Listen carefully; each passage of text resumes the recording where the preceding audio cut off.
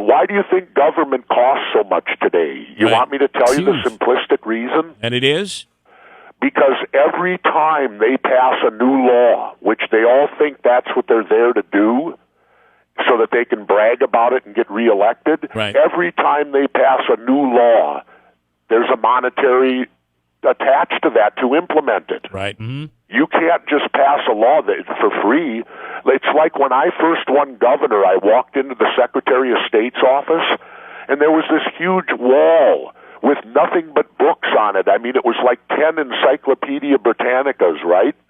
And I inquired, I said, what are all these books on the wall here, these multitudes? And they said, oh, those are all the state laws of the state of Minnesota. Jeez. Wow. And I looked at this and I thought, and the first thing that came to my mind was, and they tell us ignorance of the law is no excuse. Yeah, that's right. We're supposed to know all this. Right. How would you know? Yeah, and I tried to then. I wanted to make every third year legislators could only come back and repeal old and outdated laws. They couldn't pass any new ones because we have a ton of those on the books, too. Sure. Right. And then I found out an hour later when my staff came to me that would be next to impossible because it would have required me to change the whole Minnesota state constitution. So I passed on it real quick because that's a 10-year deal to try to do something like that. And I knew I wasn't going to be around that long. You in your book, which, as you said, is now in paperback, Don't Start the Revolution Without Me. I don't want you can't give it all up, but there's one question I really want to know.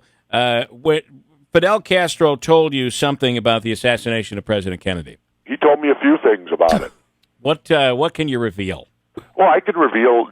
Well, first of all, it was at the end of I had 1 hour with him. Yeah. And he was so perceptive at the time. His health was so good. At the 40-minute mark, I happened to glance at my watch, and Castro looked at me and said, "I'm sorry, am I keeping you from something?" Wow. And I said, "No, sir," but I said, "I know I only have an hour with you," and I said, "I'm down to 20 minutes," and I said, "I wanted to make sure that I had time to ask you, if I could, some personal questions." And Castro said to me, "Ask me anything you want."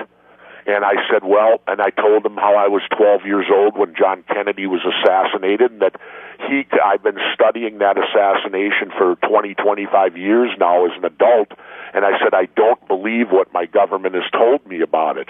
And I said, you come up in a number of scenarios. I would just like your perception of what happened that day. And for 20 minutes, I couldn't keep him quiet. The first thing he said was it was an inside job. He said that Oswald could not make the shots, and he said that at the very moment that Kennedy was killed, Kennedy had sent a reporter from France named Jean Daniel, who was sitting with Castro, and they were setting up a secret meeting between the two men, and Castro felt very strongly that Kennedy was going to entertain thoughts of changing the position of the United States in Cuba.